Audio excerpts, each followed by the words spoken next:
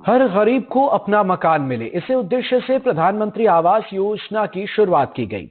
मध्य प्रदेश के विदिशा में भी प्रधानमंत्री आवास योजना के तहत करीब 4,717 लोगों ने आवेदन किया, जिसमें से 4,630 लोगों का आवेदन स्वीकृत हुआ और हितग्राहियों के खाते में पहली किस्त आई। इसके बाद हितग्राहियों ने सपनों का आशियाना बनाना शुरू किया, लेकिन दूसरी किस्त नहीं आने से हितग्राहियों की मुश्किलें बढ़ने लगी हैं।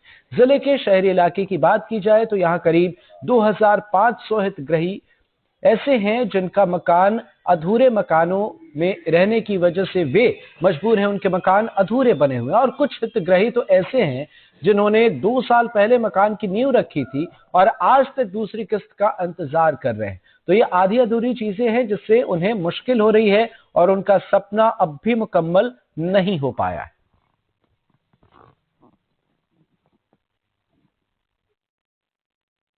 वो मजदूरी आदमी है जिसके उसके बना 5 फीट 6 फीट हाट करवा ली, उसमें सरकार पैसे नहीं दे रही उस लोगों को।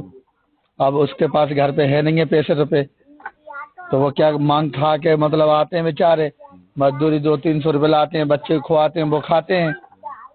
अब घर की बनाने के लिए व्यवस्था नहीं है, 5-5 3-3 से 4 फीट हाइट है उनकी।